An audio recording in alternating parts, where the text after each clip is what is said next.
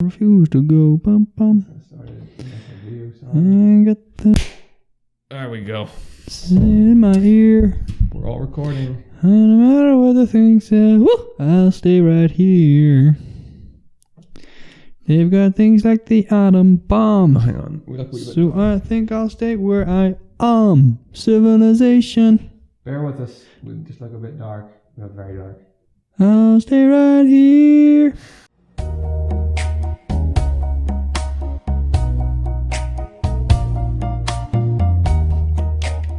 Okay. We're definitely ready now. Hello, everybody, and welcome to the Empty Promise podcast. My name is Chris, and today you are joining me on episode 85, as I am joined by my best friend in the whole wide world, Mr. James D. Downey. Hello, everybody. 1 week we'll get this introduction thing right. No. Feeling every single week. Thank you for joining us on what is a Sunday morning. It is current time is 11:16 a.m. We have a strong headwind. I was just thinking that. Yeah. It is the 18th of August, 2019. August, is that French? It is. Is it French? I don't know, actually. No, I don't think so. August. Augustus. Augustus. Oh, what's his name? Augustus. Oh, I cannot think of it. Augustus. Is it like, isn't it? It's a glump or yeah, Augustus. Yeah. Augustus Gloot or something like that. It's like gluttony or something, I think. Yeah, the guy that falls into the chocolate in Charlie and the Chocolate Factory. Or Willy Wonka in the Chocolate Factory, actually. Not Charlie. That was Augustus Gloop, I think it is. Gloop, yeah. Augustus Gloop. Good shout. Well done. Our first one. Hello and welcome if you're new to the podcast. Thank you for joining us. Thank you for finding the Empty Promise. We hope that this podcast serves you well. Yeah. This is the podcast where me and my best friend get together every week to just catch up, basically. It's a very difficult thing to pinpoint. What do we even do? What do we do? I don't know. Yeah.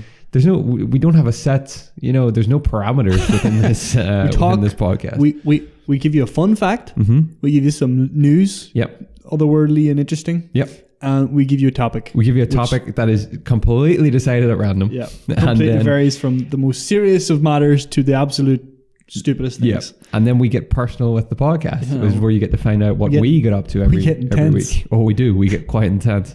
But if you're a regular listener, you already know that. So thank you for joining in once again. And you can find the video version if you're listening to the audio. There's a video version of this podcast, and it's available over at youtube.com/Excite Gaming. That's XITE Gaming. That is the kind of umbrella that we operated under way back in the day. We haven't yet changed that name. I don't think we're going to. Maybe we will. I'd like to. At this point, I don't even know how. Yeah, exactly. We don't know what we're doing. And there are timestamps available below for this podcast. Yes. Both in the video and audio version, so you can just skip along to wherever you want to go. Yeah. If that makes it any easier for you. Skip all of our nonsense, which would be the entire podcast. Yeah. Okay. Skip right to the end. As I said, D, it's the 18th of August, which means I do have an on this day factoid and list for you. In 1868, the French astronomer Pierre-Jules César Janssen discovers helium. Oh. Though he does not know what it is. But he knows it exists. Yeah. The most abundant resource in the universe, Chris. Is helium. Yeah. Right now? Yeah. What do you mean? Like it's just so readily available everywhere? Yeah, it's like outside of like Earth. Yeah. It's like I think it makes up like 70% of the universe. No way. Yeah, because it's the most simplest form of like matter. Yeah. Helium. Hydrogen. We can die in. My apologies, it's hydrogen. Is it hydrogen? I'm completely wrong. But helium is next. it's like so close. It's so close. Yeah. Hydrogen. God, I'm absolute. Don't listen to me. Don't take anything I say as truth. Well, I have some interesting facts about party balloons. Because you use helium in party balloons. Yeah. Party balloons come in two main types: those made of latex, rubber, and those made of mylar or foil. Latex is not only biodegradable, it also breathes. Latex is biodegradable. Yeah. That's interesting, because I would have thought it's the thing that's not. Yeah, like plastic. Yeah. So No. There you go. It is best to store latex balloons away from heat and light to preserve their quality. Air-filled latex balloons can stay perky for days, if not weeks. Perky. A helium-filled foil balloon, however, can stay up in the air for a couple of weeks. There you go. That's interesting, yeah. The party trick of inhaling helium from balloons to make your voice squeaky can really be harmful and is not just boring old grown-ups saying so to try to spoil your fun. Yeah. There you go. They use a mix of helium and oxygen whenever decompressing people from like deep sea dives. That's right. They have to come back up into like little chambers. Yeah. That's right. Sound funny for a period of time. Otherwise, they go through the bends. Oh yeah, the bends. That's right. Yeah. And they get nitrogen bubbles in their brain. Oh, they die. That's a horrible way to go. Fucking beautiful. Yeah. Look at the knowledge being dispersed. So much knowledge. This is it. If you're new to the podcast, this is what it is. It's useless knowledge. Just about all. If even knowledge, because I just got something major wrong there. About helium? About helium. I like to believe that helium is the most. Yeah. We just don't know it yet. We just don't know it yet. No, we will when we all start speaking in squeaky voices. What else have I got? I mean, I have some news. We could do news now. Yeah, I mean, sure. Do you want to do news Let's now? run into it because I want to hear some interesting factoids about the world. Okay, I got some random news this week, Dee. Let's start off with this. You know Cheryl Cole? Or Cheryl Tweedy or whatever the fuck she wants to be called. That anymore, no. Well, her waxworks has been removed from Madame Tussauds because she is no longer relevant. Oh, damn. I know. Oh, wow. Doesn't that sting? Yeah. So the former Girls Aloud singer Cheryl has had her waxwork removed from London's Madame Tussauds because bosses at the attraction reportedly believe she, quote, may no longer be relevant. The former singer, a former X Factor judge who now appears on the BBC talent show The Greatest Dancer, first appeared in 2010. Cheryl was one of Britain's most famous stars throughout the 2000s, but has seen her prominence wane in recent years. That surprised me, actually. I thought she was one of those ones that was kind of like... I thought she was still like active. Mm-hmm. I guess not. No. But a representative for the museum told the newspaper the measure was not an uncommon thing to do with certain figures, as from time to time we do change who we have in the attraction. That's it. I mean, you only got a limited space in there. That's it. But I mean, there's obviously got to be ones that will like stay there probably forever. I mean, like, yeah, I'm pretty sure you can meet like JFK and like... Yeah, the Pope. Yeah, the Pope. But like, would the Pope always change? Yeah, the Pope's always changing. They change that out whenever there's a new Pope. Hardly. Yeah, presidents? Like, is Obama always going to be there because, you know, he's Obama? I mean, or is Trump? Big presidents probably get there. Yeah. Obama's like the first black president. He'll probably stay there. Yeah. JFK was like... Was that Nixon? Probably not. I'd be surprised if he's in there. Yeah. Although he is George Bush? I mean, he's a pretty... Yeah. I think George Bush would be one of the ones who would be eventually... How did they decide? He will eventually be rotated out. Like, is there actors and... clearly actors and actresses, but then, you know, how does like The Rock, I'm sure he's going to be there for a while. But like, what about Will Smith? I've barely heard of Will Smith in a while. I know he did like Aladdin recently. Will Smith.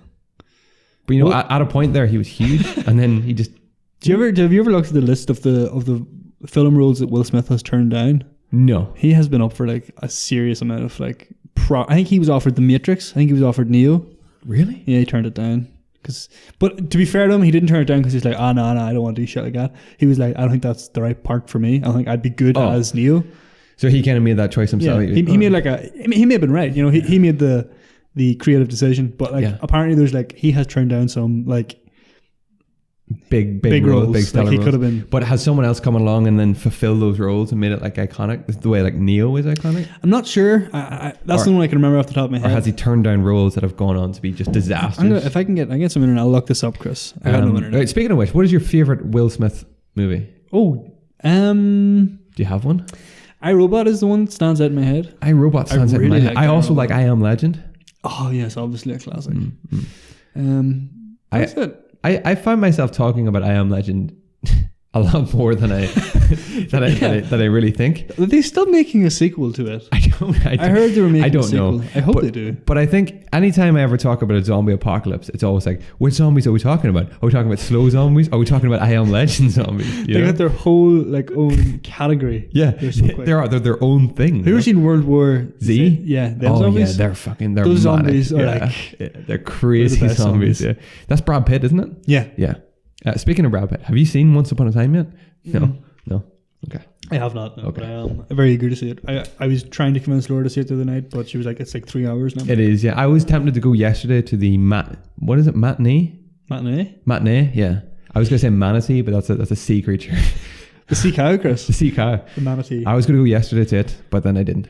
Fair. True. Good call. But Will Smith, yeah, there you go. He may be in Madame Tussauds. I don't know who else would. David Beckham's bound to always be there. Yeah, I think they probably give English celebrities prominence. The Queen will always be there. The Queen will always be there. Will Kim Jong-un be there? No, probably not. Probably. You get a lot of flack for putting a thing of him in, I'd say. Would you? I'd say so. Do they have Madame Tussauds in North Korea? I doubt very much so. South Korea, maybe? Very much so, I doubt that, Chris. I can't. Let me see. Do you know who owns Madame Tussauds and like all of like the sister companies? Who? Lego. No way. Yeah. Because I forget who it was, like the owner of like Thorpe Park. Do they always pop up beside each other then? No.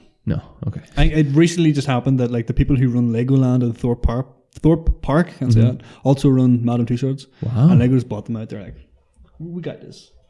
I like when big companies buy other big companies out. I just want one big company to own them all. Just one company to rule them all. I actually have a bit of news. Or Disney. That's a perfect segue. Inside the world's wealthiest family, who earn a whopping 57,000 sterling every minute. Who do you think they are? Or where do you think they kind of, what's their business? Mm-hmm. I'm not asking for the family name, but think about it. Do they run a bargain store chain? Yes. It's either Pound Stretcher or Poundland? No. Oh, okay. Keep going. Go much bigger than that. No, sorry, I said 57,000 sterling, but this would be dollars if we were talking. Oh, it's Walmart. It's Walmart. The Walgreens? The Waltons family. The descendants of the founder of Walmart live a lavish lifestyle, but have managed to avoid the spotlight for decades. The strange thing about the Waltons is although they are the richest family in the world, they have largely flown under the radar for decades. The clan are the descendants of Sam Walton, the founder of Walmart, and are worth a combined wealth of about $191 billion. That's incredible. Yeah, crazy. Absolutely crazy. Do you know that Asda is the Walmart? Yes, I was just because about buying big companies, they own that. Asda. They also own, it owns the Asda supermarket chain in this country, as well as the Seiyu Group in Japan and the Best Price in India. So I'm assuming in Japan and India, those are like the big... Those are big ones as well. Yeah. In the last year, the family have earned 57,000 every minute, 3.3 million every hour, and 82 million per day. Since I began reading this, the Waltons empire has expanded by 19,000. That's mad. Isn't that crazy? Oh my God. So there you go. Imagine just making that money second by second. One of the sons is actually married to... Do you know the film Baywatch? The recent movie Baywatch? No. Never mind then. Who is it? The blondie girl. The main Bay Watcher. Yeah. Is it that one? She is married to... Is it that one who was in True Detective? That's the only one I know from Baywatch. No, not her. No problem. That's right, she's in True Detective. Yeah. I've been reading a lot of True Detective stuff this week. Oh, have you? Yeah, I have, yeah. Time is a flat circle and all that. Joe Rogan, how much money does he make per episode of a podcast? I never actually thought of it that way before. So one company dug in, and it has been revealed that Joe Rogan makes 75,000 per episode per podcast of his podcast. 75,000, holy shit! Yeah. To put that into perspective, they found that the Bureau of Labor Statistics, the median personal income was 44,000 per year. So Joe Rogan makes in 1.5 episodes of his podcast what most Americans make a year. That's incredible. No wonder he does 3 or 4 a day. This is the kicker. All of those figures are now a couple of years old, and considering that podcasting keeps growing, that 75,000 is now probably way up. Does that count for all his sponsorships and other shit he does that he gets from that? He's done 1,332 to date podcast episodes. Oh, it's a machine. It's crazy, absolutely crazy. Although when you're making that money, why wouldn't you? You just the recent one with Bernie Sanders is apparently doing one of the highest. I still have to listen to that. I've heard it's very good. I definitely want to give that one a listen. listen. He's been, as we discussed in the last podcast, he's been tipped for a moderator for the US presidential elections. So what a man. What a guy. Yeah. Big Joe, we call him. Got 2 other pieces of news. In the podcasting circle, we call him Big Joe. I don't really want to talk about that bit of news. It's kind of shitty news. BJ sometimes. Yeah, BJ. Depending how close you are. Did you hear about Conor McGregor punching an elderly man in the pub? Because he didn't take a drink off his whiskey. Of his whiskey. Yeah, I've seen the video of it. Yeah, did you see the video? Yeah. Yeah, it's ridiculous, isn't it? He's such a little bitch. Yeah, 100%. But apparently the man who got punched by Conor McGregor, the UFC fighter, the champion, the world champion. He's not anymore. No. He lost his belts because he didn't fight. That's right. Like, hasn't fought in UFC in like 2.5 years or something like He's that. kind of been out of the limelight for a while until he does stupid shit like this. Yeah. He had a pub in Dublin. He ordered a bottle of his own whiskey. Yeah. He poured 3 shots, one for him and 2 other gentlemen. And this Dublin boozer told the fighter, quote, "I don't want to drink that SHIT." So then he threw a punch at him. Yeah. It's actually, it's even worse than that, because he's like standing there, doing the standard kind of, arms out by his side, like, up in your face. Kind of just like giving off them. You can't hear nothing, but you can just see this. Yeah. And as soon as the dude turns away, that's when he hits him. Yeah, so it's just like, no call for that. Like, yeah. But I think pretty much everyone in Ireland is over Conor McGregor. Yeah. Oh yeah. Over. Yeah. Everyone used to love him. He used to be the absolute darling. Yep. Of Irish sport. Yep. And now it's just like, he's such a dick. Yeah. Oh, big time. It's because he used to back it up by going out and winning fights. Yeah. But now he just like, he could walk the walk and talk the talk. Then yeah, absolutely. And now he's just punching old men in bars. Yeah. Apparently he's mad for like, I don't want to. Is it slander if I say bad things about him? No, I don't think so. No. Cocaine. Apparently. Oh yeah. Just I could imagine so. It's crazy though. Like, oh yeah. I mean, yeah. He's just lost all of his good cred. Yeah, his good cred. I don't know if he ever had good cred, goodwill, but he had a lot of publicity. Yeah, that's for sure. He used to come out of fights after having won them and been like, I talk a lot of smack, but this is what it's all for, and you kind of respect him for that. But now he comes out of like pubs after. What's he doing? Is he still, I don't follow UFC, so I don't really know. But he hasn't fought in like 2.5 years. That's why he's lost his belts, because he hasn't fought. He hasn't contested them, so he's lost them. And now it's like people don't know when he's going to come back, and they're expecting like a big McGregor is back thing. But now it's got to the point where I think a lot of people will be like, "Who cares? Who cares?" This is the guy who was coming out and winning fights in 10 seconds. Yeah, yeah, exactly. Yeah.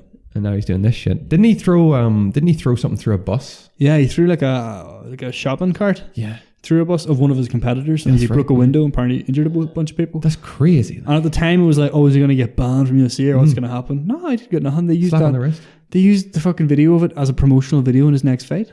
Just like, that's insane. And then he fought Floyd Mayweather, didn't he? Yeah. Got like 100 million for that fight. Jesus. That's all he's in for it now. He's just cash. I'd say he's just going to cash out. Cash it, yeah. That's crazy, yeah. But yeah, that happened during the week. He punched some old guy in a pub. Proper 12. That's all like the interesting news I kind of have. Because from we last talked, it's only been a couple of days, really. Has it? Yeah. Yeah, I think so. We kind of, Besides, the news is just depressing now these days. All you're hearing about is fucking Trump and Afghanistan and Iran and people. Yeah, we said that last week that we don't want to really touch on too heavy a news in the podcast because it. Oh, here's actually a kind of a positive brings thing. You down. There was a plane. This is just from memory. Don't have an article on this. There was a plane that hit birds on takeoff in Russia. Right. And like straight away lost power in both engines, but they managed to land it in a field like Jesus, like just about a mile away from the airport. Wow. Runway, and with no casualties. 0 casualties. Yeah.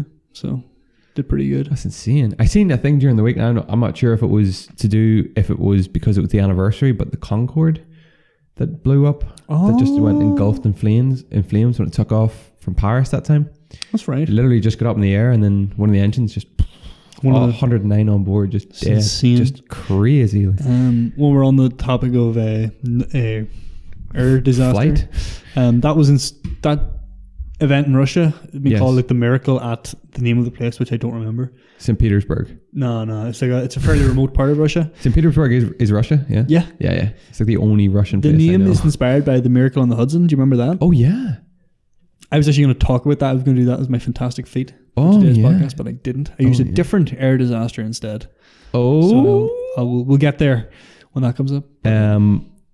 The Miracle on the Hudson, I think there was a lot of complaints about that movie, about how he was betrayed. Captain Sully. Yeah, I watched it recently. Was betrayed. Yeah.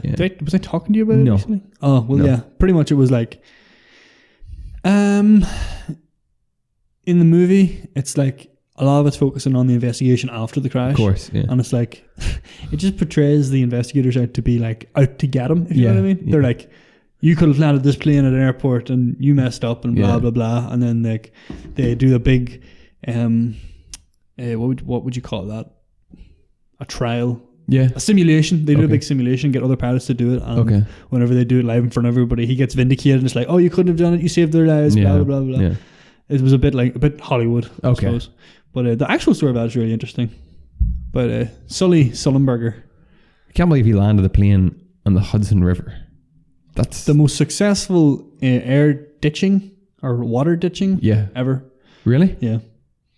Wow. What makes it successful? Just the amount of people saved? The fact, the amount of people saved. Because typically whenever a plane lands in the water... Yeah, they stand very little. No. Yeah. Just very little chance. Breaks apart. But anyway. Yeah. We're not talking about depressing news. No, we're not. News. Yeah. Here's a funny one, Chris. I thought this was... I'll read you the article and you can make your own opinions on this. Okay. Woman thought she had kidney stones. Gives birth to triplets. Jesus Christ. Right? Yeah. A South Dakota woman... so she didn't find out about her pregnancy until she went to the hospital when she thought she had kidney stones. Danette, that's Danette, as in like the female version of Dan, I'm guessing. Danette Giltz of Sturgis gave birth to the healthy triplets on August 10th. She says that despite having 2 other children, she didn't know she was 34 weeks pregnant. Jesus. And when she started having pain, she thought it was kidney stones, which she has had before. Doctors told her she was actually in labour with multiple babies. The triplets were born within 4 minutes. Each weighed about 4 pounds. 4? Jesus, they're very small babies. Is that very small? Yeah. Yeah. Well, I don't know. I'm not good with babies. I think, big babies, I think, are about like 8. What's 34 weeks as well? 34 weeks. 34 weeks is, so what is a trimester? A trimester is like... It's 3 fours, right? It's 3 months. So they go through 9 months. So 9 months split into 3 is 3.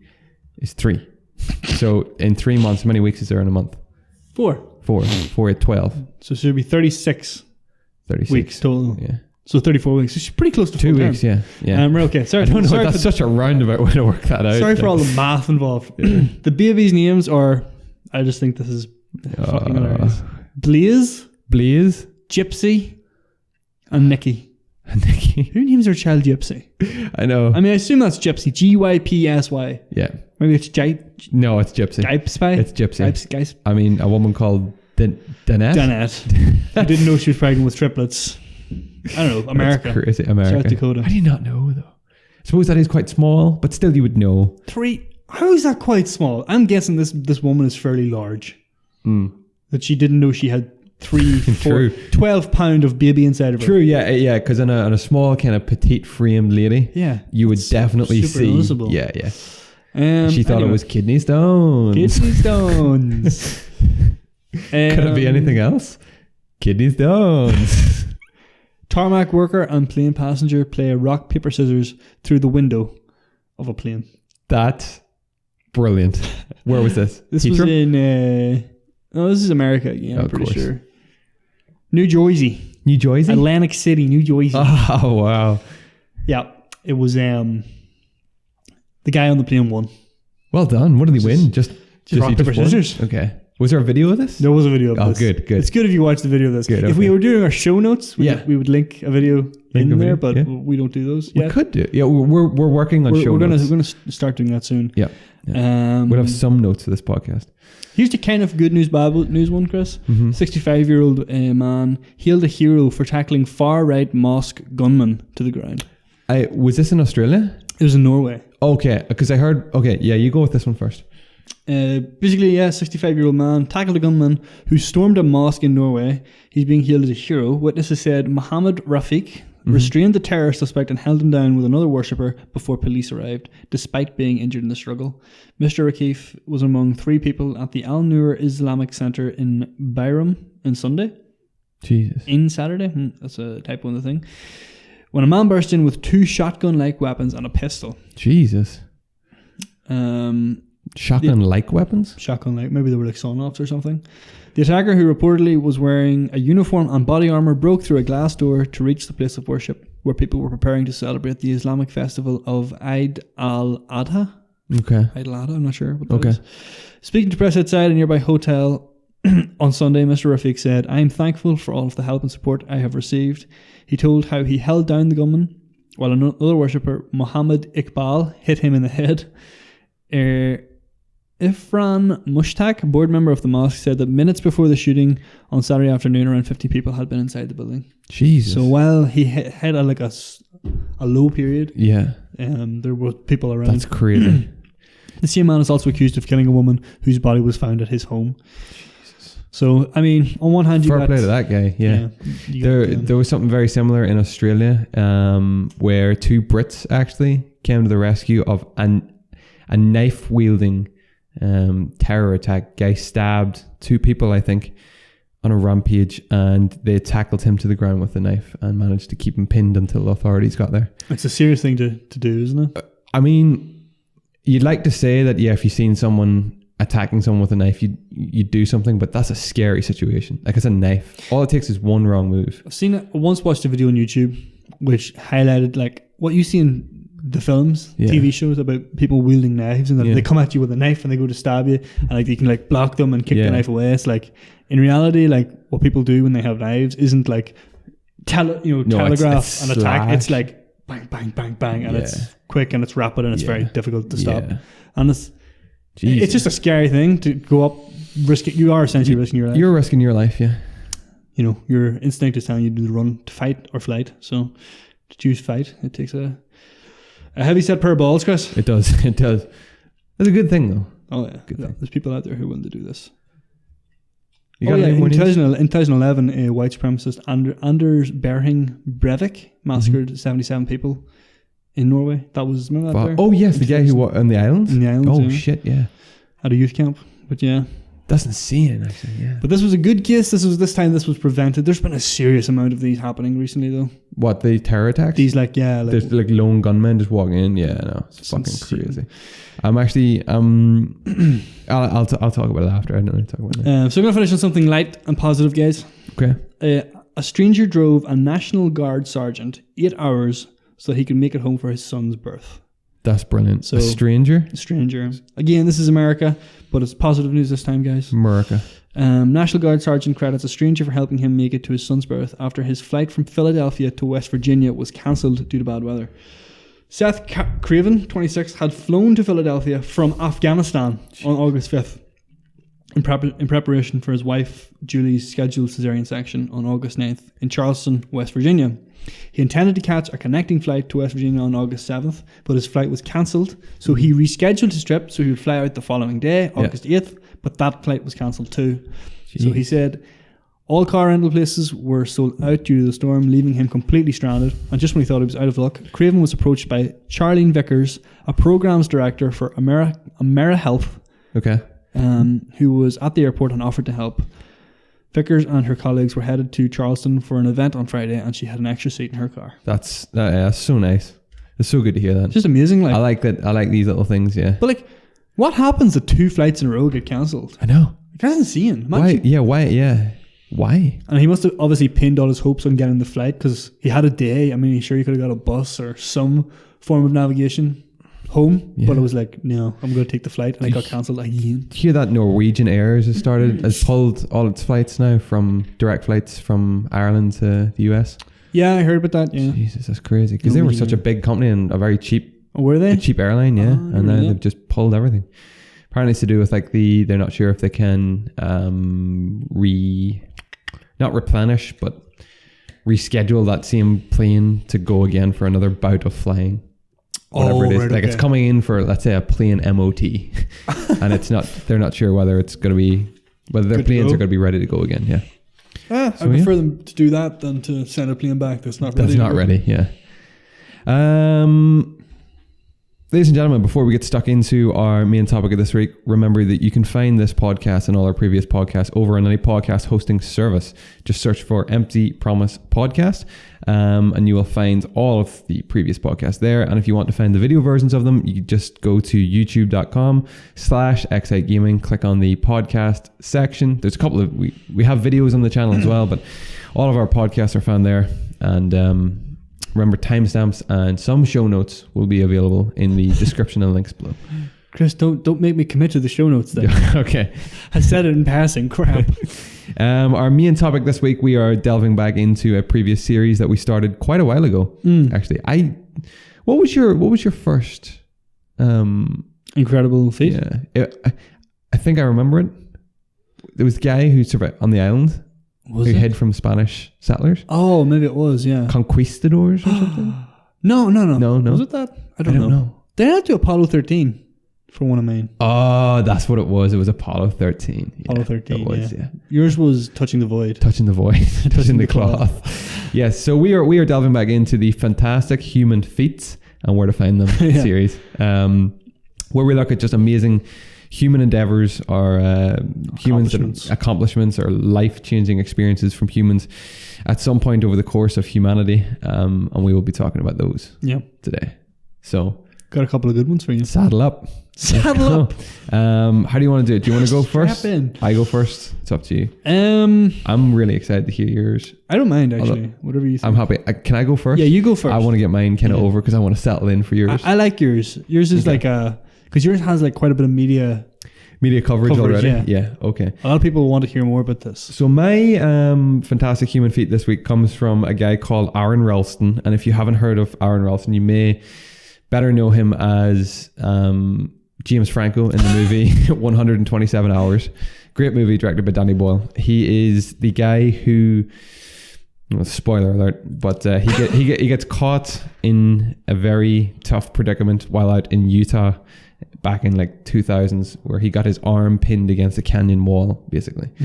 And his survival over the next 4 to 5 days basically became one of the biggest and greatest stories of human survival and what the human mind and body is willing to do to survive, basically. So Dee, the way I've said I'm going to do this is, or the reason I took this one up is because I've recently read his book, which I should have probably brought out for the table today. I didn't, but I recently read the book Between a Rock and a Hard Place, which is a great title for a Fantastic, book. Unbelievable. By Aron Ralston. But I've brought up the kind of shortened version here on my phone. So we'll kind of go through that, and then I will add to it what I see fit to kind of bulk out the story from my knowledge from the book. Okay?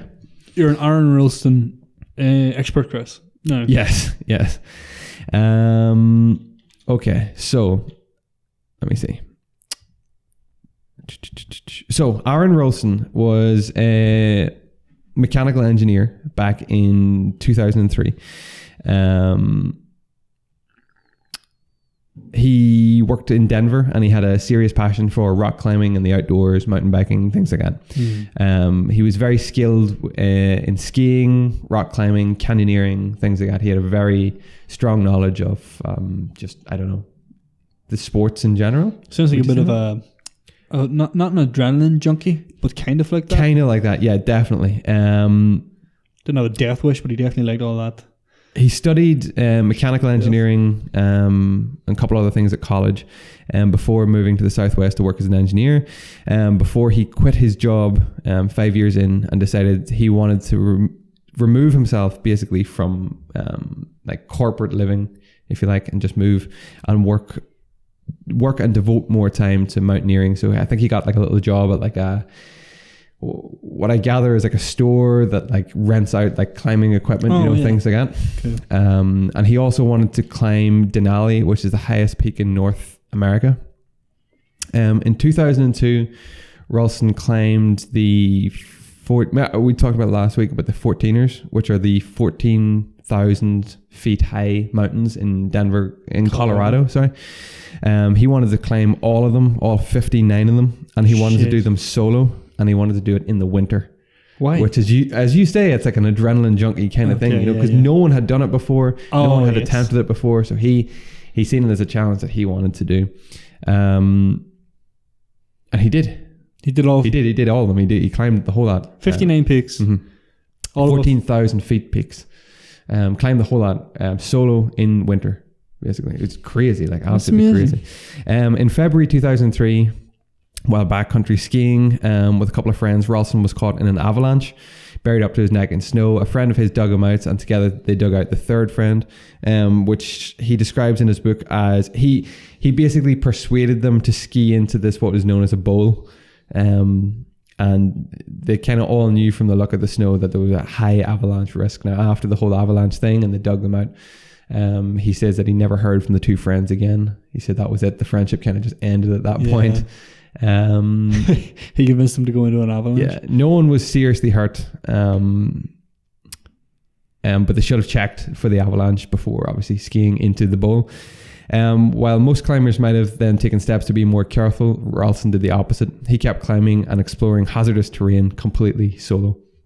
Now, something he did, and he said he's always done before he went on any kind of expedition or journey or whatever it was, he always left a very kind of detailed list of where he was going, how long he planned to be, how long each day he would, be there, a map, just to leave back at home. So he did for go family, missing? Friends, things like that. Yeah, so they know Very exactly where he wanted to go.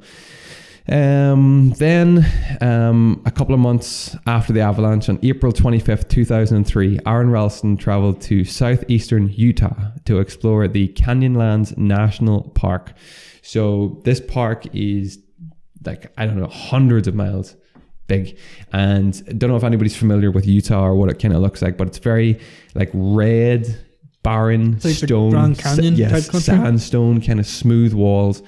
Basically climbers and hikers paradise. There's a load of little natural river, glacier rivers, I think, that make these lovely big blue lagoon pools and stuff. Cool. That, you swim in and things like that. So Ralston journeyed up. He parked his truck at the entrance to the park. He parked right in front of the sign, which you're not supposed to do. And he said he did that just because he was sleeping in the back of his truck that night. He said he did that just because the ground was uneven and he wanted his truck to be flat. Oh, okay. Now this comes into play later on in the story, but he parked right in front of the sign. So he took off into the canyon. He set off, first of all, on his mountain bike to cover. His plan was to cover so many miles on his mountain bike. But shortly into his journey, he came across two female hikers called, I think, Melanie and Christy, I think were their names. He caught up with them. They all then got on really well. He was explaining what he was doing and the girls explained where they were going. And he says, they all kind of merged as one kind of big group, working their way through these cliffs, if you like. All having a great time. The girls then suggested a party that they were going to that night. It's very common for all these in the climbing community for these big kind of parties that take place. Yeah. And everybody gets together and they talk about their experiences and things. That's what I gather from his book anyway. That this was a common thing. And he knew then that his two other friends, one was called Brad and someone else, I think his wife, were due to meet him as well at this party. Although he had just said that he may be at this party, that he didn't give a definitive whether he would be there or not. I should note as well that this was the only trip that he's ever made that he did not leave behind any details as to where he was going. Or sounds about right, Chris. Sounds about right. So he takes off. The girls part ways. They take off. And the girls take off. They're heading for the party. They're heading off. Yeah, they're heading off back to the trail to the car park to get back into their vehicle. He's going off on his own. He wants to see more of this canyon, these climbs and stuff that he wants to do. He rides his bicycle a further 15 miles to Blue John Canyon, which is an 11-mile long gorge.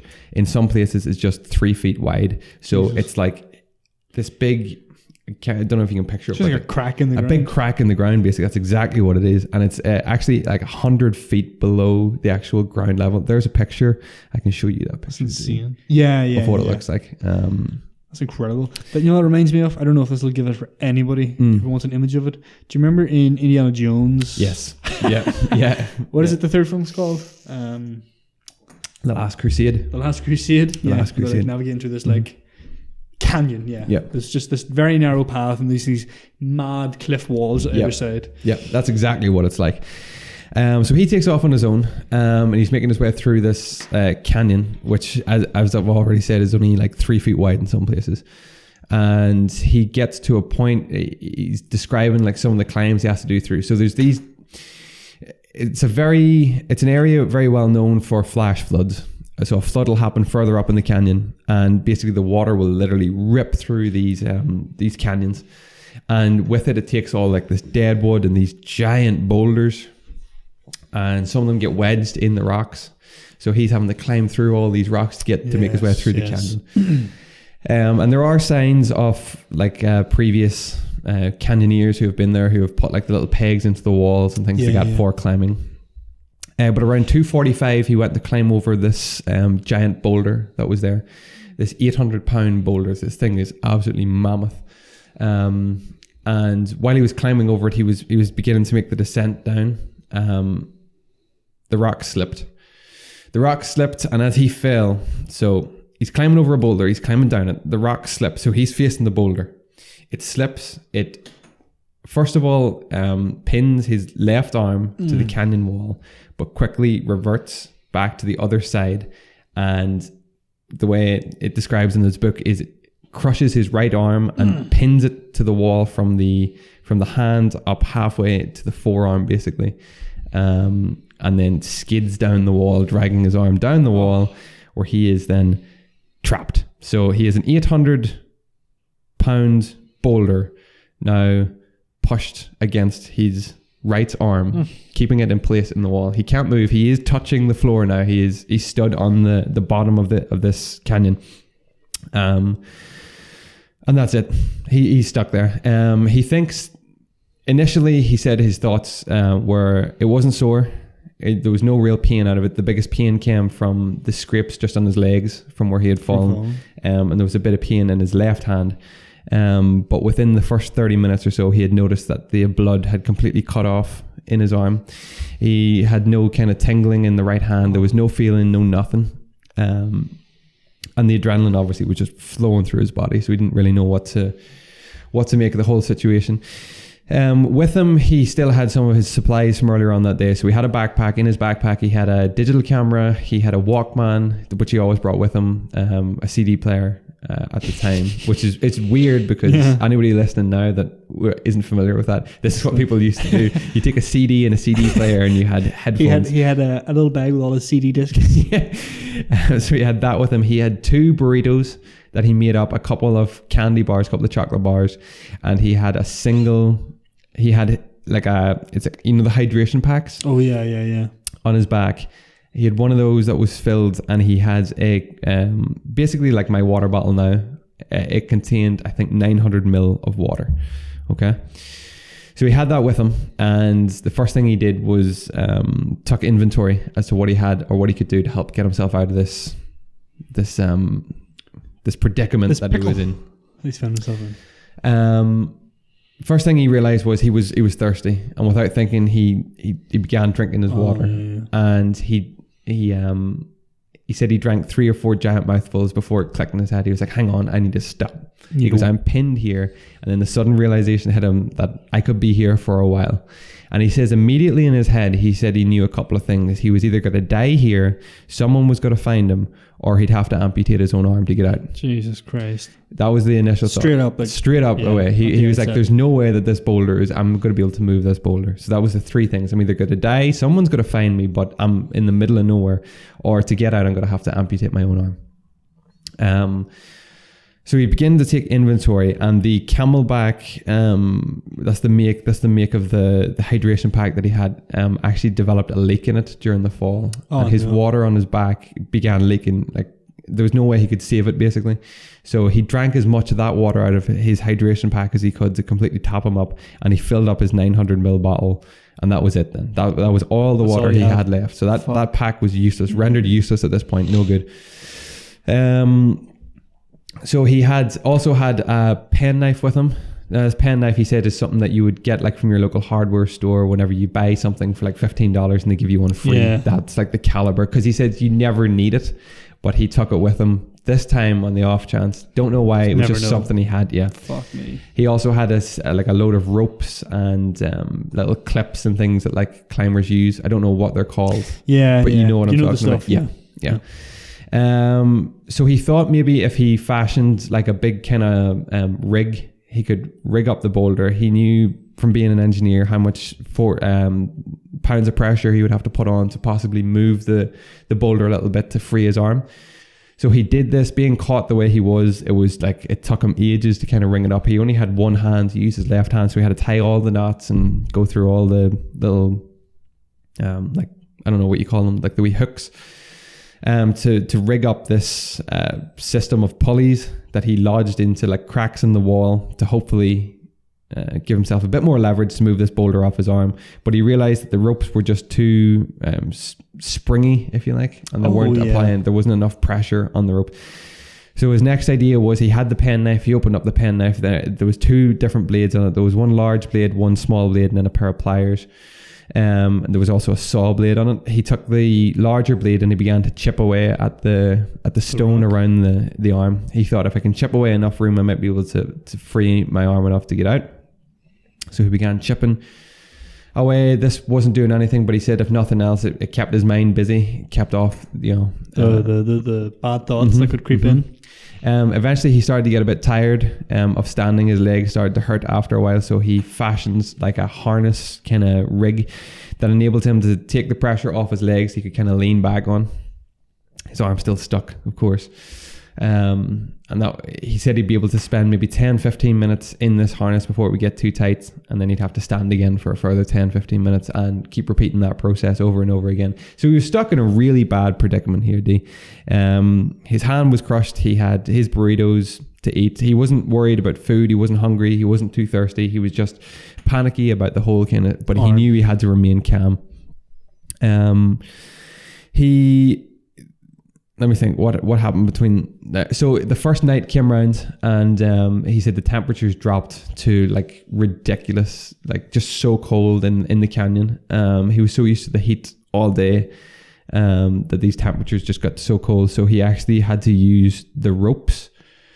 He just wrapped the ropes around his leg, not as tightly as they could, but as tightly packed together as they could, as it was the only form of insulation. So at the time, he was only wearing a pair of shorts, a pair of like cycle shorts, and then a t-shirt and his baseball cap. So he insulated using rope, basically. That's insane. He also cut open then his Camelback hydration pack for a bit more insulation, and he pulled it on over his head like a hood. And he thought that breathing against the inside of that would create like the condensation, or just his breath basically would heat him up. Warm. First night, he said, passed him by, not too much difficulty. So second day, he again begins to chip away at this stone, realizes that he's not getting anywhere. This stone is like rock solid. He is not getting anywhere with this. So he decides to try then chipping away at the canyon instead, the actual wall that he's stuck against, for the same thing, that if he can create a bit of room, he might be able to take his arm out. No good. He realizes how futile his efforts basically have been, and this kind of doubt starts to creep in as to whether or not, how long he actually might be here. The way he worked it out in his head, he worked it out that if he could chip off a piece the size of his thumbnail, so the first bit of rock that he uncovered from the actual stone was about the size of his thumbnail.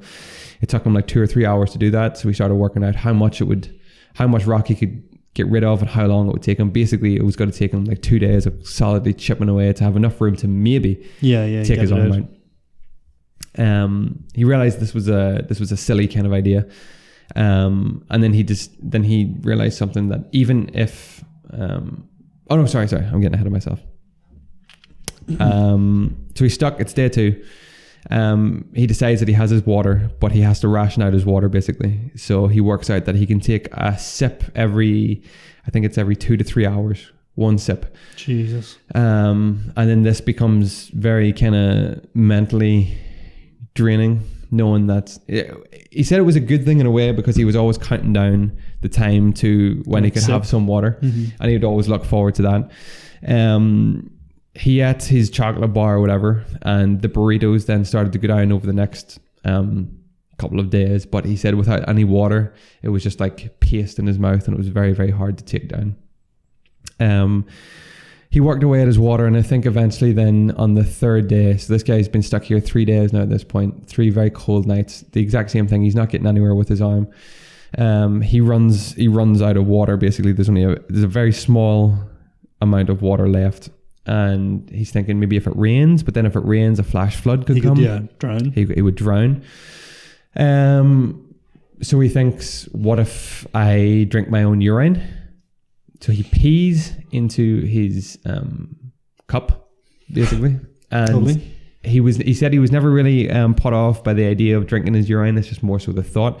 So he let it sit, and after a while, the sediment, if you like, kind of it filtered into 2 different layers. His urine was at the top, and then all like the crap from his urine was sitting at the bottom. He drank it naturally to try to keep himself, hydrated in any way he could. But eventually it started stripping away at the inside of his mouth because his urine was so, like, I don't know, acidic or whatever is in it. It's waste product at the end of the day. God almighty. Every morning at 8 o'clock, as the sun would rise, it would bring like this ray of sun into the canyon, and that was his one kind of joy. Every morning the sun would hit him, he would begin to warm up again. He started creating like little, as we know them now, like vlogs on his digital camera, basically depicting his situation, what to do in the worst case scenario. But he never really wanted to think that he would never get out. Mm-hmm. But he was becoming very kind of hallucinogenic, if that's a word. To see things. Yeah. Very disorientated. Headaches started to creep in.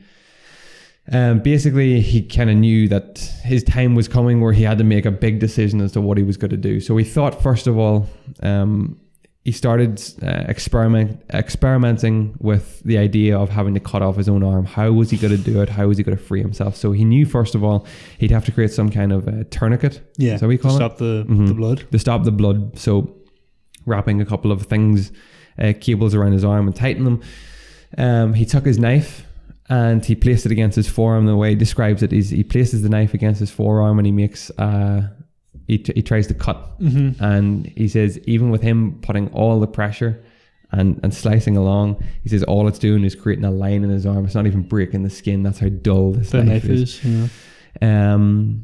So without thinking, he literally draws the knife up and just plunges it into his forearm. Just straight in, just a knife, just straight in. He said it makes like a 2 to 3 inch deep pit in his arm, which is about 2 inches wide as well. God. He said there was absolutely no pain out of it. He said he pulled it back out and he was expecting this like pool of blood. He says, but it was like a very deep red and a very slow. Oh yeah. Because there was no blood going to the arm. The arm was basically dead at this point. Yeah. A tiny little bit of blood just ran out of his arm. So he used his finger to open the wound a little bit to kind of feel around and see what was. He said there was. Yeah, I know. He said there was no pain out of it. But then the realization hit him that if he wanted to get through his forearm, he'd have to get through bone. Yeah. Oh. And he looked at his pocket knife and he realized this isn't happening. Mm-hmm. So oh my God. The idea of cutting through his own arm on like day 2 or 3, I think that was, just became something that wasn't going to happen. So he went back to chipping away at the wall. He thought, this is it. This is how I have to get out of here. At this point, he's realizing now that if he is, after 2 days, I think it was, after 3 days, so this was on a Friday. So he stuck Friday, Saturday, Sunday. Monday, he was due back into work. Okay. So he realized that if he didn't show at work, people would start to make it. Fair. But he worked out in his head that even if he didn't show for work, and even if nobody knew where he was and they went to his house, they would have to wait at least 24 hours again before filing a missing persons report. So it would be Tuesday at the earliest before people even begin to file a report, which means it would be Wednesday at the earliest before they start looking for him. Even if they start looking in the right direction, it could be Wednesday night, Thursday morning before they even get close to where he is. He says he didn't have the water, he didn't have the food, he didn't have the mental capability to survive the Thursday morning. Every morning as well, at the exact same time, he said it was about 8:10, 8:15, a single hawk would just fly overhead, just straight down the canyon. And he said it was just like an out-of-body kind of experience, just seeing this hawk fly. Don't know what it was, just something that happened that he remembers from his experience. So at one point... At one point... So he's drinking his own urine. He's got no water left. He's wrapping himself up in ropes to keep himself warm at night. Let me see, where am I going? I don't know what way I want to go with this. Back home, his family then have realized that he's gone missing. They realize that he's not there. Not at work, his mum's beginning to worry. A couple of his friends are like, don't worry about it. You know, Aron's like this. He can sometimes go away for days and not come back. We're used to him disappearing. Yeah. But he always does leave a kind of schedule of where he's going or how to contact him. But something seems off about this, and they file the missing persons report. So back home, authorities are starting to go through kind of where he was last seen, finding his vehicle registration and tracing it, things like that. So the hunt is on for him at this point. This is day 4. Search party has begun. Yeah, the search party has begun. This is day 4. He is basically down and out. The boulder's not moving. It's not going anywhere. He's getting fed up. He's got no water. He's got no food. He's surrendered himself basically to dying. He's created his last kind of epitaph. Is that what you call it? Basically a video will where he passes on everything to his family. He thanks them all for his years. That's crazy. For everything, his friends, his loved ones. He says that this is going to be it. He carves in R.I.P. Aron Ralston and then April 29th on the wall, because that was what he presumed was going to be his last day. And basically he gave up. He sat there and that was it. He was kind of just, he said at this point he was just waiting. Either people were going to find him or he was going to die. Fair. And that was it. That's crazy. During this time when he was kind of in and out of sleep, he had this vision of a little boy playing, and the boy was happy and his family was happy, and he didn't know what it all meant. And then suddenly he said, envisioning this boy, he knew it was he knew he had to get to him. He didn't know what it was, he didn't know what it meant, and he had this epiphany that he could get through his arm, but he had to break the bones. If he broke the bones in his forearm, they would break in such a way that it would allow him an angle through the bone, and his knife could go just straight through basically arm, flesh, muscle, nerve, the whole thing, artery, whatever, but the bone is out of the equation then. Being a mechanical engineer, he realized that the best way for him so he's pinned with his right hand against the wall. The best way to break his arm in such a way, he had to go under the boulder basically until his arm snapped one way. But it wasn't enough. He had to come back the other way to snap it the other way so that it would be a clean break straight through, so that his now forearm bone would be in 2 pieces basically, just whatever way. He broke it the first way and he kind of put pressure on his arm. He could see the bone sticking out through his skin. He said there was no real pain out of it. That's insane. And then he went the other way and it snapped and there was no pain out of it. Imagine hearing your own bone. Exactly. I can't even imagine what that is like. And then he knew he didn't have long, because it was going to, this whole like adrenaline surge of breaking his own. He said he knew he had to start cutting through his own arm. He knew he didn't have long, because as soon as he started, eventually it was going to ebb off and his body would become very conscious, very aware of what he was doing, and he would either pass out through blood loss, through pain, through whatever. So he cut into his arm, and he said the way he did it was he cut around the skin first of all into the next layer, which was muscle and tissue, which was tough to get through. But he kept feeling around with his fingers and finding like the little capillaries and veins and pulling them out with his finger one at a time so that they were on the surface, and then slicing them one at a time to make sure the blood loss wasn't anything. He found an artery and he knew he couldn't cut the artery. That had to be the last thing he cut. So he found the artery and he went round it. Jesus Christ.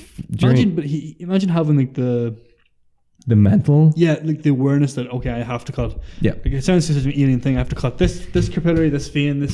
I'll keep that artery for last. This guy is cutting his own arm. Having the objectiveness to do that. God, mate. He says there were 3 nerves running through his arm. He said 3 basically like wire thin nerves running through his arm, and he says even the slightest touch with his finger just sent this shockwave right from the tip of his fingers that he knew were dead right through his elbow up through the right hand side of his body. He said the pain was crazy. So he used the pliers of his tool. He used the pliers of his tool to break each of the nerves in his arm, which I can't even, we'll never be able to fathom just what that's like. Like, but no.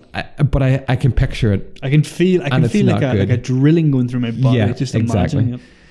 The 3 nerves were then shot to shit, and the last thing attached to his arm was literally, so in one, so you have this rock, and pinned to it is an arm coming out, and then it's severed, and then there's a little artery, and then there's the arm attached to him, the stump, and he had to cut the artery, and he did, and there wasn't any blood. He said there was no blood. He said there was hardly anything, nothing whatsoever.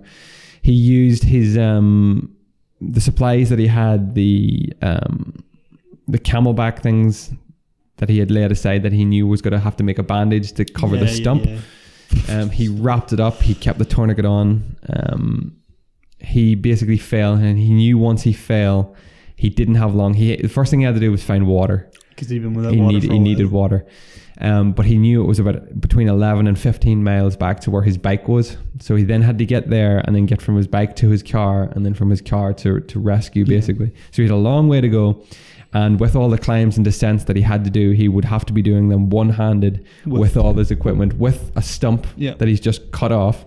Without having had water for days. Yeah. So one of the last things he did was he took pictures of his hand still in behind the rock, took pictures of his arm, took pictures of his surroundings on his digital camera, packed everything up to go, and then headed through the canyon, one-armed, with whatever he had left. He came to a giant drop, and at the foot of the drop he could see a small pool of stagnant water. It said it took him ages to rig up a line, and during that time he was kind of passing in and out, but he knew if he passed out he would probably fall clean over the edge, and that would be him.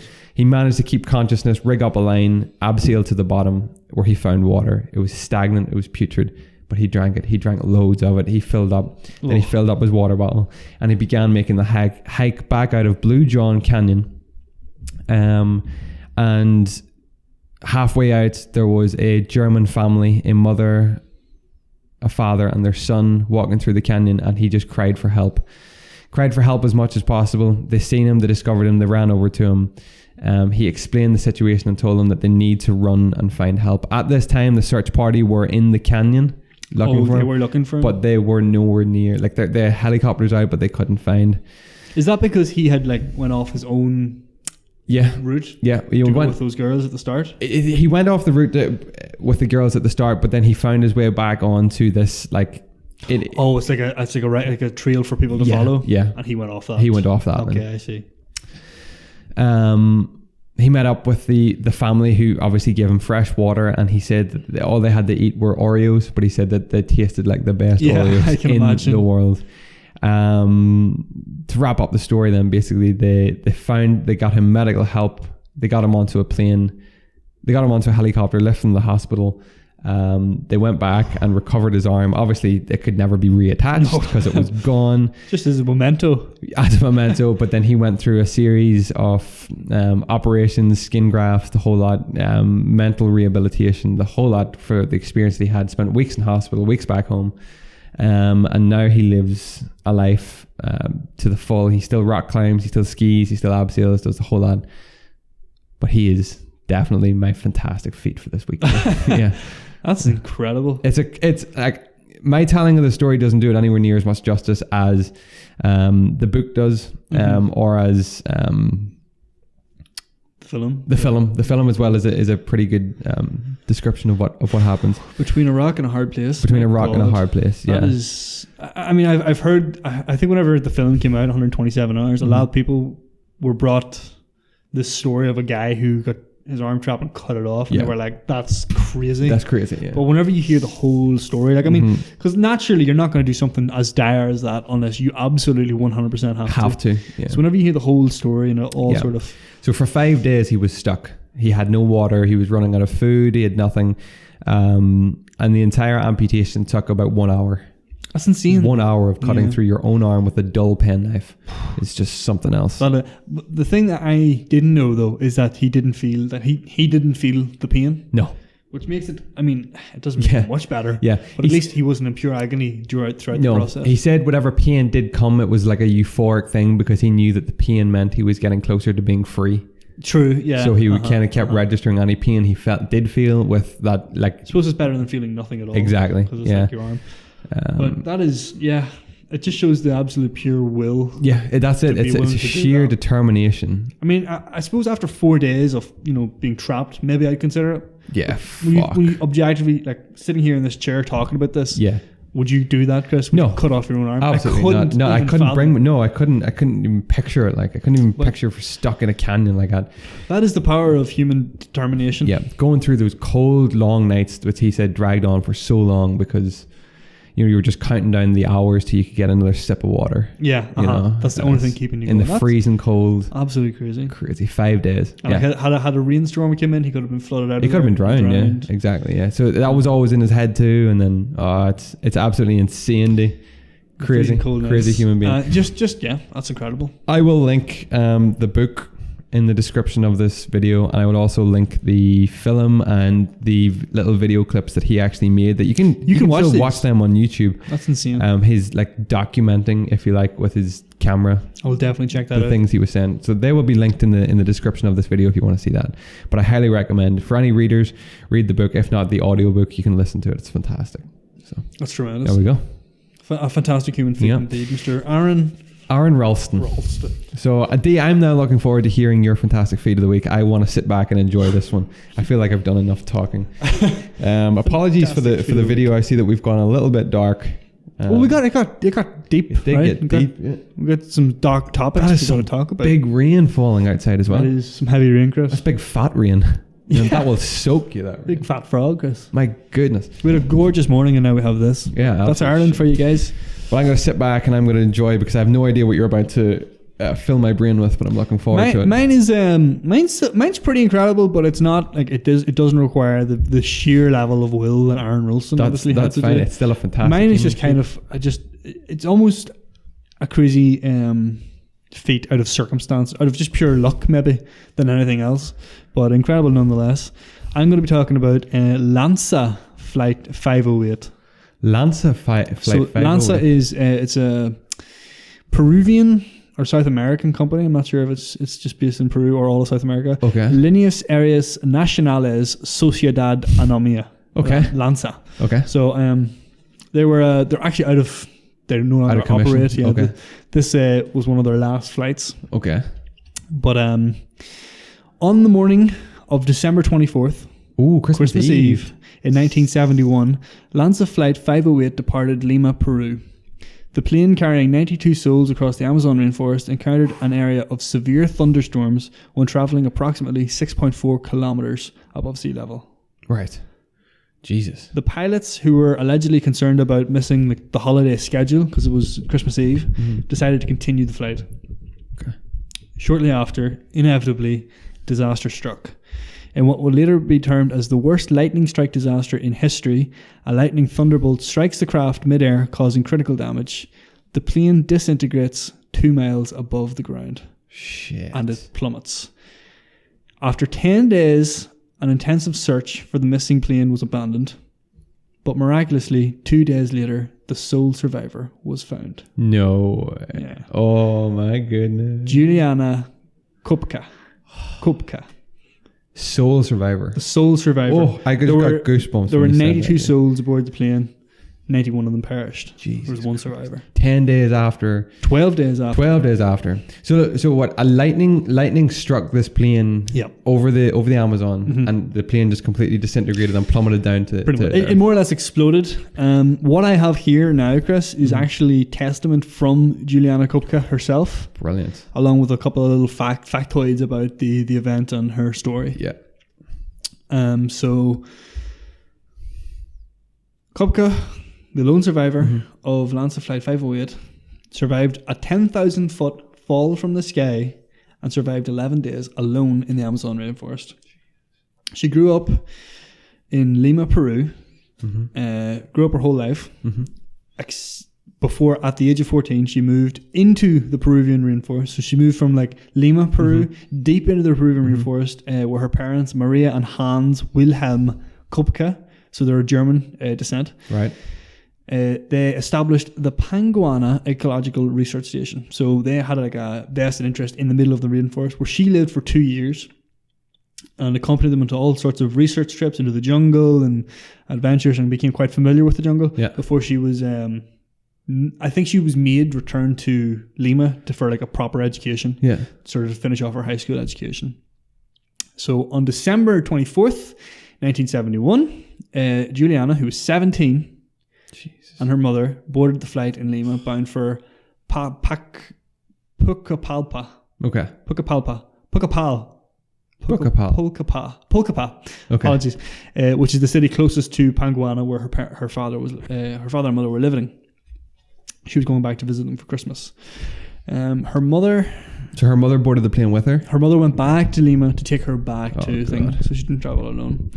So now, what we have now is this is an article written by Juliana. So her own words, basically? For her own words. This is written for the Reader's Digest. She tells us, my mother prefers to fly to Pucallpa. I'm sorry, I can't remember. Earlier, but she had a school dance and my high school graduation ceremony were on December 22nd and 23rd respectively, so I begged my mother to let me attend. She says, all right, we'll fly on the 24th. So circumstances dictated that she went on this very late flight to try and get home. Jeez. When they do get to the airport, it's packed. When we arrive the morning of Christmas Eve, several flights have been cancelled the day before and hundreds of people now crowd the ticket counters. Around 11 a.m, we gather for boarding. My mother and I sit in the second to last row on a 3-seat bench. I'm by the window, as always. My mother sits beside me, and a heavy-set man sits in the aisle seat. Mother doesn't like flying. She's an ornithologist and says it's unnatural that a bird made of metal takes off into the air. So fair kind enough. of old-fashioned in that way. Yeah. The first half hour of the flight is uneventful. We're served a sandwich and a drink for breakfast. 10 minutes later, as the flight attendants begin to clean up, we fly into a huge thunderstorm. Jesus. Suddenly, daylight turns to night and lightning flashes from all directions. People gasp as the plane shakes violently. Bags, wrapped gifts and clothing fall from the overhead lockers. Sandwich trays soar through the air and half-finished drinks spill onto passengers' heads. People scream, people cry. Hopefully this goes all right, my mother says to me. Next thing I know, we're falling fast. People's shouts and the roar of the turbines suddenly go silent. My mother is no longer at my side. I'm no longer in the plane, and I'm still strapped into my seat on the bench at an altitude of about 10,000 feet. I'm alone, and I'm falling. Jesus Christ. Just like that, it changed in an instant. Just literally went from, obviously the lightning hit the plane and she, oh my God. You know, instead of a roaring engine, it's just silence just and silent. falling She's through the air. She's just free falling through, still strapped into her seat. Fucking hell. They later say that the fact she was strapped into her seat is probably what saved her. Really? Yeah. Wow. My free fall is quiet. I see nothing around me. The seatbelt squeezes my belly so tight that I can't breathe. Before I feel fear, I lose consciousness. When I come to, I'm upside down, still falling, the Peruvian rainforest spinning slowly toward me. The densely packed treetops remind me of broccoli. I see everything as if through a fog before I pass out again. Oh my God. So Koepcke, still strapped into her seat, survived the fall to earth with a broken collarbone, a gash in her right arm, and her right eye swollen shut. So she fell 10,000 feet, upside down, strapped into a seat, and she gets a broken collarbone. Just insane. God. Some of the theories about why she survived is because she was strapped into a seat with two adjacent it was the seats. Full bench, so it kind of like acted as like a drag as she was falling. So what did the mother just wasn't just never seen again? Just it wasn't wearing a seatbelt. I'll get to more information about her mother. Shit. She lands into the canopy, and again, that probably like sort of cushioned it a bit, but it's pretty much miraculous that she fell and survived. And didn't impale herself on a branch or something. Exactly. Jesus. When I regain consciousness, I've landed in the middle of the jungle. My seatbelt is unfastened, so I must have woken up at some point.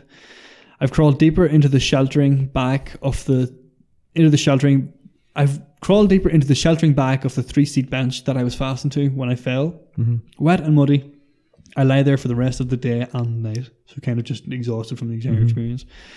I will never forget the image I see when I open my eyes the next morning. The crowns of the giant trees above me are suffused with golden light, bathing everything in a green glow. I feel abandoned, helpless, and utterly alone. My mother's seat beside me is empty. Christ. So, Also remind you, this girl's 17 years old. 17 years old. You know, she's going back to see her dad for Christmas. Oh, fucking hell. I can't stand up. I hear the soft ticking of my watch, but I can't read the time. I can't see straight. My left eye is swollen shut. I can only see through a narrow slit in my right eye.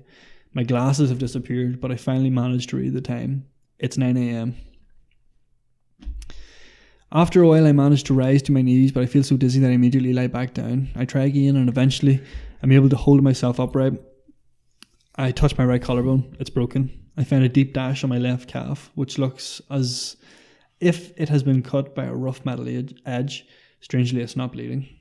So, Jeez. Not sure what happened there. I get down on all fours and crawl around, searching for my mother. I call her name, but only the voices of the jungle answer me. Luckily, I'd lived in the jungle long enough as a child to be acquainted with the bugs and other creatures that scurry, rustle, whistle, and snarl.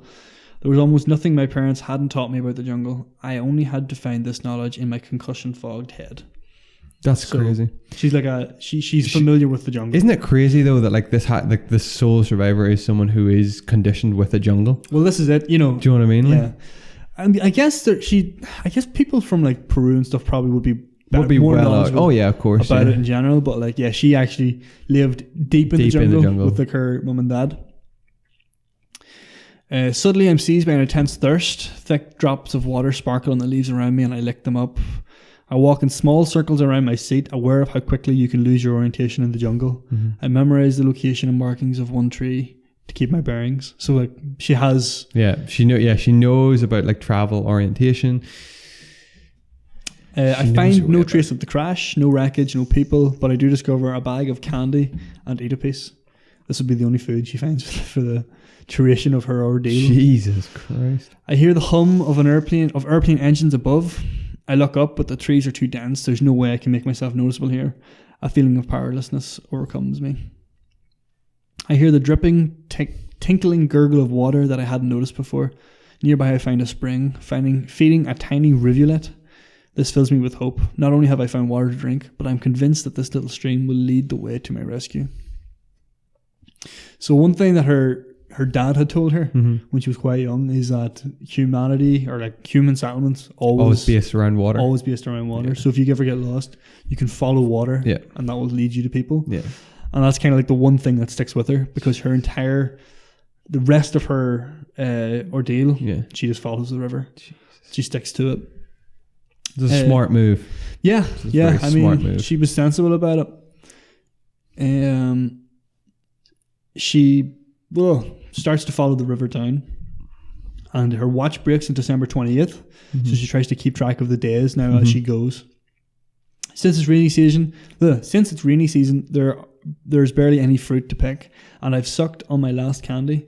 I don't have a knife to use to hack palm hearts out of the stems of the palm trees, nor can I catch fish or cook roots. I don't dare eat anything else. Much of what grows in the jungle is poisonous, so I keep my hands off what I don't recognize. But I do drink a great deal of water from the stream. Finally, I'm standing on the bank of a large river, but there's not a soul in sight. I hear planes in the distance, but as time passes, the noise fades. I believe that they've given up, having rescued all the other passengers except me. But I don't give up. Where there is a river, people cannot be far away. No. The riverbank is much too densely overgrown for me to carry on hiking along it. I know stingrays rest in the riverbanks, so I walk carefully. Progress is so slow that I decide to swim in the middle of the river instead. So, Jesus Christ. It's too overgrown to walk alongside it. She can't walk in the shallow parts of it because of stingrays. So she decides to swim. I didn't even know stingrays lived in like the Amazon. In the river as well. I thought they were like sea. Yeah. But she decides to swim down the middle of the river. Stingrays won't venture into the deep water. I have to look out for piranhas, but I've learned that fish are dangerous only in standing water. I also expect to encounter caimans? Yeah. Alligators? Alligator-like reptiles, but they generally don't attack people. Like, I couldn't even. If I knew that either piranhas or you wouldn't even set foot in the river. Nowhere near it. Oh my God. But she goes down and swims right down the middle of it. This shows just the knowledge this girl has. Well more equipped than I am, I'll tell you. Each night when the sun sets, I search for a reasonably safe spot on the bank where I can try to sleep. Mosquitoes and small flies crawl called midges buzz around my head and try to crawl into my ears and nose. Even worse are the nights when it rains. Ice cold drops pelt me, soaking my thin summer dress, which is the only bit of clothing she had. The wind makes me shiver to the core. On those bleak nights, as I cower under a tree or a bush, I feel utterly abandoned. Just the worst conditions. Yeah, that's horrible. One morning, I feel a sharp pain in my upper back. When I touch it, my hand comes away bloody. The sun has burnt my skin as I swim. I will learn later that I have 2nd-degree burns. Oh, so from swimming? From the sun on her back as she swims. Just, this girl's going through a fucking ordeal. Often I'm convinced I see the roof of a house on the riverbank or hear chickens clucking. She doesn't. I fantasize about food. From elaborate feasts to simple meals, each morning it gets harder to stand up and get into the cold water. Is there any sense in going on? Yes, I tell myself, I have to keep going. I spend the 10th day drifting in the water. I'm constantly bumping into logs, and it requires a great deal of strength to climb over them and not break any bones in these collisions. In the evening, I find a gravel bank that looks like a good place to sleep. I doze off for a few minutes. So basically, she's just drifting in the water. She's just sort of at the point where she's not actively pushing anymore. She's just letting it carry her down the river. Hoping that she comes across civilization. So I doze off for a few minutes. When I wake up, I see something that doesn't belong here. A boat. I rub my eyes, look 3 times, and it's still there. A boat. So she swims over to it. I swim over to it. I touch it. Only then I really believe it. I notice a beaten trail leading up to the bank from the river. I'm sure I'll find people there. But I'm so weak, it takes me hours to make it up the hill. She said also in a different interview, when she found the boat, she said, I didn't want to take the boat because I didn't want to steal it. So she kind of still have some kind of ethics. Yeah, it's like I think it would have been forgiven in that circumstance. But it's probably a good thing she didn't steal the boat or take the boat. She works her way up this path, even though it takes her hours to get to the top of the hill.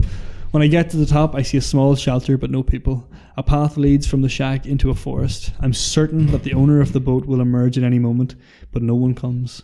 It gets dark and I spend the night there. The next morning I wake up and still no one has shown up. It begins to rain. Where'd the boat come from?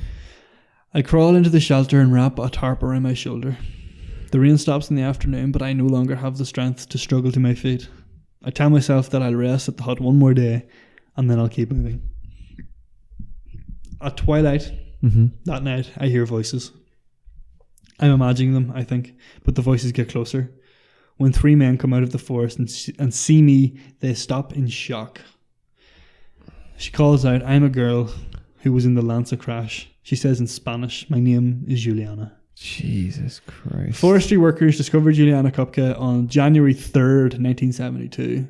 She'd survived 11 days in the rainforest alone. They delivered her to safety. 91 people, including Juliana's mother, died in the crash of Lanza Flight 508. Juliana was the sole survivor. That is crazy. The 3 men took her to a local village, and the next day a pilot volunteered to fly her to a hospital in Pucallpa. I can't say it right. Yeah. The day after that, her father found her in the hospital, and overcome with emotions, their reunion was a moment without words. Oh my God, that's crazy. Yeah. Holy shit. So she survived 11 days in the jungle. In solo at 17 years of age after a plane crash. Fucking she had some candies that she found, little other food. She had a supply of fresh water, and she just travelled. What year was this? 1971. Jesus, not that long ago. Yeah, not that long ago. This woman is still alive today. Wow. She got married, lived a full life after this. Is there any kind of extra reading you can do on this, or has it ever been a movie? Or? There has, there's a movie about it, and there's also a really good documentary. That documentary is actually on YouTube. You can go watch it there. It's like an hour long. The documentary is called it's like Wings of Miracle or something. Just look up Juliane Koepcke. Okay. Or that will be in the description of this video. Flight 508. Fascinating stuff. That's crazy. It was later found out that there were 11 more survivors from the plane. Really? From the plane crash. Yeah. That were who had survived the crash, fall. the initial crash. Yeah, but didn't survive in the jungle. What happened? Them just died of starvation or exposure. Her mother was one of those 11. No way. Yeah. So her mother actually survived the fall, but didn't survive much longer in the Amazon. How? Actually, there's so little I could find out about that. You know what I mean? Because her and her father, her mother and her father, have lived in the jungle with her. It could have been she could have been badly injured when she fell. I think. Jesus. It's just it's crazy. That's insane. That's a tremendous feat. That is a feat to behold. Imagine surviving 12 days on the Amazon River by yourself, 2nd-degree burns in your back, a broken collarbone, after having fallen from a plane, 10,000 feet, no supplies, no food, barely any water. It's insane. Oh my God, I'd love to read up more on this. This would be the articles I find, the Lansa flight. Lansa, LANSA 508. The Wikipedia page and stuff on it is all quite sparse. There's not really in depth. You have to go looking for a couple of places to find all that information. But what a feat! Yeah, as you say, I probably been in that situation, and it's easy for us to say now. But I don't think I ever would have got into the Amazon and willingly swam down it. No, not a chance in hell. I tell you what, as well, I don't think I might have found the river, but I definitely would have got lost. Yeah, for sure. Yeah. I mean, she talks about how easy it is to get lose your bearings. I think I would have lost it immediately. Jesus, that's crazy. That's absolutely. She had the benefit crazy of having grown up in the forest. Yeah, it stood to her. It did indeed. It saved her life. Is what it did. Jesus, what a story to tell, Dee. It's incredible. There you go. That's two people who survived against the odds. Against all odds, yeah. Fantastic. Fantastic Human Feats and where to find them. Part 2. You've heard it here. And the references and any kind of links that we can provide from both of these feats will be available in the description of the podcast and of the video on YouTube. We will do some show notes at some point. Yeah. Remember, you can find this podcast and all the previous podcasts over at youtube.com/X8Gaming, or you can find the audio version on any podcast hosting service. D, I think all that is left after that harrowing experience is to talk a little personally about what we got up to in the last couple of days. Get personal with the podcast. Let's get personal with the podcast. I have done very little. I had interviews to do at work during the week, so I had a day full of interviews. You interviewing people? I was interviewing. I became the interviewer. Did it go to your head? What's your experience of interviews like? Not great, to be honest. I haven't done a whole pile of them. Yeah, I was trying to think of this myself. I've only ever had a couple, but I think the couple I have had, I've done pretty well in them. But I've always done interviews pretty much 1-to-1 as well. I don't think I've ever had to sit in front of a board. Yeah, you know? Yeah. And in those cases, it's sort of I think if you can get chatting to the person a bit before, it's not just prove yourself to me, then I think you can do a little bit better. You can do okay, yeah. But sometimes people are just coming in to ask you, answer this question, answer this question, answer this question. Yeah, okay. Help me. I get it, yeah. No, I think we had interviews during the week. They went quite well. I nearly have a week off work, which I can't wait for. Currently? I've this week to go. Okay. So I'm back tomorrow right through the weekend, and that's me for a week. Brilliant. I can't wait. That's really looking forward to it. Just a nice wee staycation. I have next Friday off, and I'm pumped about that. Oh, do you? Yeah. Very nice. What are you going to do? Nothing. Good. I'm also off next Friday. So there you go. Hey, there you go. I have planned to go and see Once Upon a Time over the weekend. Yes. I did. Once Upon a Time in Hollywood. I have yet to see the film. But I did watch last night, quite randomly, the SpongeBob SquarePants movie, which is practically the same thing. Pretty much, yeah. It's as good as. It's a fucking great movie, though. Yeah. It's so funny. And I had a vegan pizza. Okay. That's what I had. You had a vegan pizza before. I think you talked about this before. I actually had one out of Apache.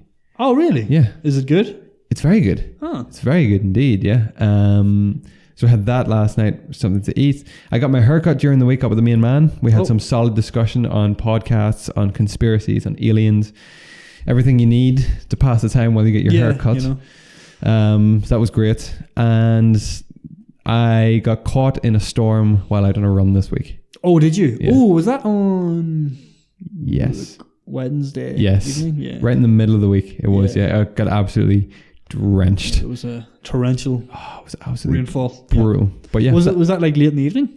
So I came home from work. It would have been about 5 o'clock, 6 o'clock, maybe around that. Yeah, I was in traffic when that happened, and I was just like, "Is this the end of the world?" When I went out, it was okay. It was just a little bit like kind of windy, and I thought it could rain, but it won't be too bad. And I got my second lap in, and the heavens just opened, and I thought, well, I'm here now. It's one of those circumstances where it's like, I'm already wet. I'm not going to get home without getting wet, so you might as well just... Thankfully, my phone is waterproof, and my headphones have appeared to be waterproof, so I'm happy enough with that. They've proved to be waterproof.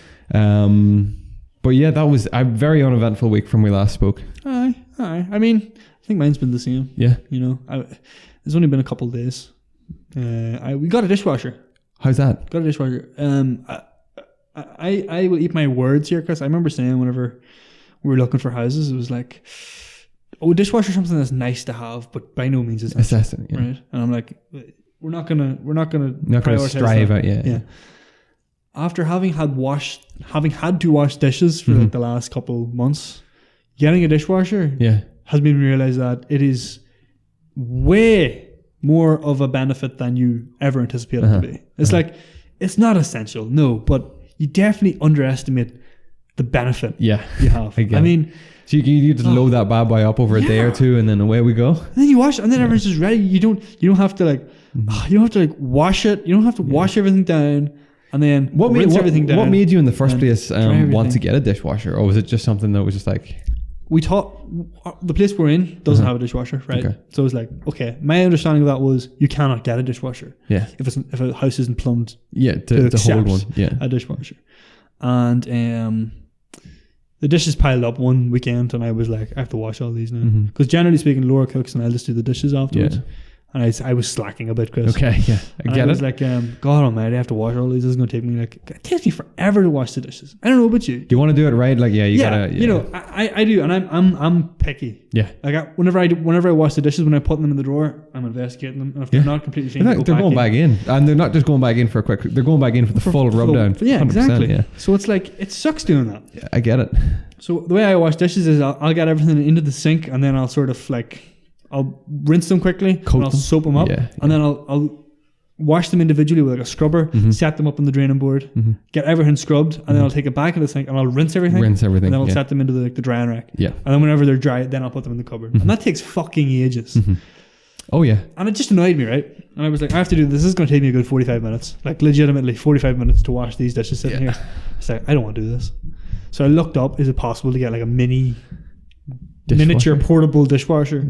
And it kind of is. Okay. You can get like tabletop ones. That's the one we got. So it says 6 plate settings. So like 6 bowls, 6 plates, 12 6 cups, right? Knives and forks, things like that. Yeah, exactly, right. Which is more than enough for our needs. But you do got to plumb it in some way. Okay. There are ways of doing it, so you can like hook it up to the kitchen sink tap. Okay. We couldn't wind up doing that, but I was like, fuck it. I'll do the extra bit of plumbing and like get the wee like Y adapter so I can like hook it up beside the washing machine. So everything's just, that's fine. Did that there. Did the first wash, and I was like, can I literally just put these straight into the drawer? Yeah. How boring are our lives that I'm talking about this? No, dude, this is a big moment in your life. I was so excited. I was like, this is great. I could put these things in. I don't got to check to make sure they're perfectly washed. You trust. Yeah, absolutely. Yeah. So that was the That's event. fantastic. That was the highlight of my week. Good. Chris. I'm delighted for you. No, but that's just something people out there like, get a dishwasher. I don't even care if you're one of those people that's like, no, I don't mind washing the dishes. I like getting my hands good and clean in the soapy water. Yeah. You're saving yourself some time. Yeah. Whatever the cost is. Get a dishwasher. I'm all about saving time at all costs. What make is your dishwasher? It's Curry's. Curry's? Essentials. Okay. Brand. There you go. It's cheap. There you go. It's not go to Curry's and get the Essentials dishwasher. I did that. We also got a KFC during the week. How was that? I hadn't had a KFC in a while. What'd you get? Got a boneless banquet, but like for two people, it's like a boneless bucket or something like that. Oh, okay. It was lovely actually. It was very tasty. Nice. Then we also got a Five Guys as well. Oh, where from? Five Guys. Yeah, but Belfast. Yeah, Craigavon? Belfast. Yeah. How was that? Delectable. It's so good. They're such good products, Chris. The fries are so good. You don't mind paying the extra, do you? No. Because you know it's a fucking good quality burger. Regular fries, and it was like the regular fries. I could eat for days. Yeah. But that was very, very tasty. Excellent. We were getting a lot of takeout because I had refused to wash the dishes until we got this dishwasher installed. So there was a couple of days of takeout. I get it. to bridge that gap. And what else? Oh yeah, just yesterday I set up the PlayStation again to go back into Spider-Man because I have to go finish that game. I never did. You've got Spider-Man? I do. Yeah. Did you ever finish it? Absolutely not. No. I've decided I have to do it now. Too many things got in the way, and I just put it to one side. This is it. I mean, I really enjoyed it. Yeah. But too many parts of it made me go like, oh, I just can't be bothered playing this. Yeah. So part of that was the combat. Another part of it was ever having to play as not Spider-Man, by which I mean fucking Mary Jane and Miles Morales. Yeah. I just don't care for that. I like the characters. I just don't care for those segments at all. And I get it. Literally last night, that's when I stopped playing a game, was everything made me do another one of those missions. So I was just like, I'll leave it. Turn that off. Yeah. But yeah, that's what I've been up to. It's fantastic. I got yesterday. I went to Monaghan and I got during my travels, I got a watermelon granita. Granita? Yeah, it's like a frozen. It's like a watermelon slushy. Okay. Very good. Oh, very tasty. Very interesting. My sister got a lemonade, an old-fashioned lemonade. Where'd you get this? Do you know in the Monaghan shopping centre? In the middle? The Insomnia coffee bar there? Yeah. They had like these like seasonal drinks. So I was like, yeah, let's get one of these. Fair play. It was very tasty. Fair play. But yeah. That's so boring. I know it's been so boring. There's not been much to do. Not been much. No. Hopefully by the next podcast we'll have racked up a lot of interesting tidbits. Yeah, definitely. I'm happy enough for that. If you're happy. Yeah. Sorry that it was such a boring week for us, but plenty to think about with our two fantastic feats this week. We'll be back next week with another. Yeah, right enough. Any ideas on what you want to do next week? No, I think we'll. Should you have seen Once Upon a Time? I don't want to say for sure I will have. I want to go to the cinema tonight for sure, but I don't think we'll be seeing it. Will you see Spider-Man instead? Either Spider-Man or The Lion King, I think as well. I still want to see Toy Story if it's in there. Yeah, it's still there. Yeah.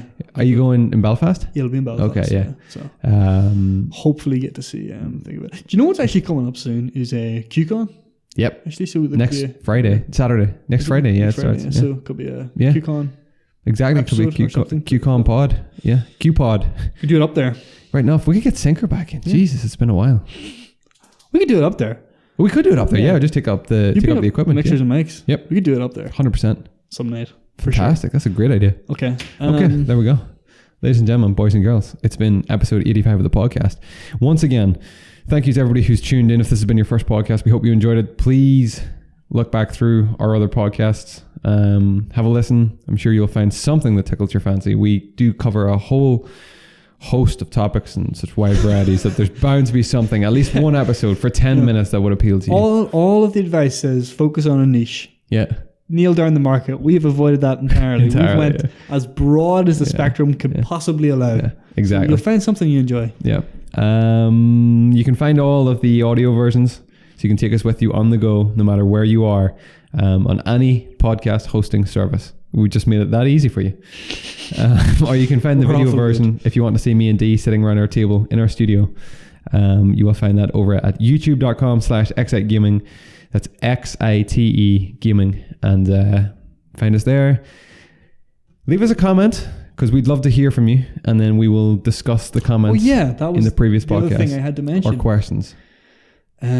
Questions. Talking about leaving a comment, if you want to know what that feels like, here's a little story I have for you, Chris. Yeah, I'm listening. About a year ago, I wrote a little message to a popular podcast that I listen to frequently. Right. You might listen to it too. It's called It's Obvious Gaming. Oh yes. We listen to them a lot. I wrote them. Good guys. I wrote them a message like a year ago. Was this for like one of their questions, like an ask? Just for a question. I actually forgot about writing it, but I asked them something along the lines of, "What is your food of choice after a night of drinking? Yes. A hangover?" Yes. And I just listened to their podcast yesterday. Did they get back? Did they use it? Oh, I need to listen to it. After about a year and a half. I will listen to that podcast today when I'm running. I heard my handle come up. It's like, this nice question's from Mongoose. And I was like, hey, that's me. Nice. Excellent. So that little feeling I had was just of random happiness. Yeah. For no other reason. Exactly. So strangers on the internet read out my question. So if you want that. Random happiness. Yeah, exactly. We can provide that. All you have to do is just provide us with a question, a comment, a thought, anything.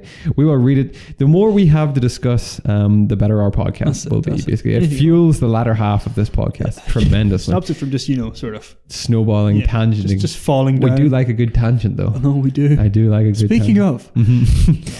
So thank you for that. If you're tuning in, please do leave us a comment, leave us a question, leave us anything.